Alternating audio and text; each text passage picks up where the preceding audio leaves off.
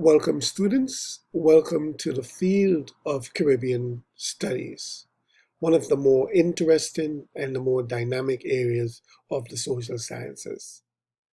Traditionally, Caribbean studies were tagged along with Latin American studies, and oftentimes the course is titled Latin American and Caribbean Studies, and you will get very little about the islands of the Caribbean, particularly the English-speaking Caribbean. So this is one of the things that we hope to correct in this course, that will have an emphasis on the English-speaking Caribbean. As a relatively small region, the Caribbean has immensely impacted the world, but it's also important to understand how much the world has impacted the Caribbean.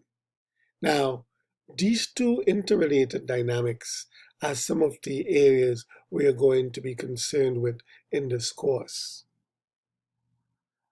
For a small region, the Caribbean has made a huge impact on the world.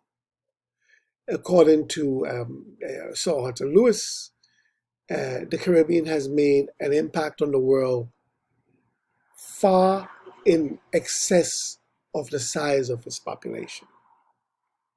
To be precise, he says the world culture, but it's also true in terms of sports, economics, the arts, and so on and so forth. Literature, for sure. So, no, so Arthur Lewis, the person just quoted, is one of the Caribbean Nobel Prize laureate. And some of you may or may not know what the Nobel Prize is. But the Nobel Prize is any of the various annual prizes, as in peace, literature, medicine, etc., established by the will of Alfred Nobel for the encouragement of persons who work for the interests of humanity. It's also called the Nobel. And I wouldn't go into details about the Nobel Prize, but you can actually do your own research on that. But so the point is that the Caribbean has had very, very huge contributions to this area of human activity. So it speaks to what Sir Arthur Lewis, who is actually from St. Lucia and a Nobel Prize, St. Lucia being one of the smallest islands in the Caribbean, has had two Nobel Prize laureates. So that's a very interesting interesting segue into the Caribbean contribution to the arts and to humanity. So Arthur Lewis is one of four Nobel Prize laureates from the Caribbean. In addition to Sir Arthur Lewis, we have St. John Pierce from Guadeloupe, who received a Nobel Prize in Literature in 1960. Derek Walcott, also from St. Lucia, received the Nobel Prize in Literature in 1992. And V.S. Naipaul from Trinidad and Tobago received a Nobel Prize in Literature in 2001. But one can easily add Gabriel Garcia Marquez of Colombia to this list as well. He won the Nobel Prize in literature.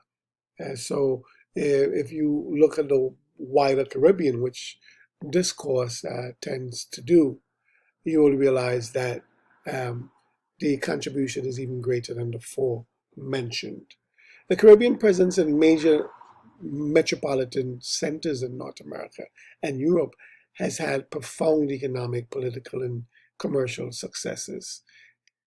In New York City, for example, the annual West Indian, Puerto Rican, Dominican, and Colombian parades are the city's largest street festivals. Likewise, the Notting Hill Carnival in the UK is the largest European street festival. The Toronto Carnival is Canada's largest festival, reflecting an established and growing Caribbean presence in these cities. This has prompted Jamaican cultural icon and poet Louise Bennett to proclaim a colonialism in reverse, meaning that the countries that colonized the Caribbean are now being colonized by Caribbean citizens. I mean, of course, it's an exaggeration, but just in terms of the amount of Caribbean people in these major cities, um, really is a something that is phenomenal. So as you can see from the chart, the Caribbean has had um, like really a huge demographic impact on the United States. So these are statistics from the U.S. Bureau, U.S. Census Bureau. Cuba leads the count with 1.1 million Caribbean citizens from Cuba in the United States. Dominican Republic, almost a million. Jamaica's, as you can see the figure here, 3/4 of a million. Haiti, very close. Trinidad and Tobago, significant numbers. Now, so these are documented citizens. That does not include the number of undocumented citizens from Caribbean people living in the United States from the Caribbean countries. So as you can see here, these population in some of these countries are very small, and the share of people living in the United States from the Caribbean countries, in some cases, it's a huge percent of the population.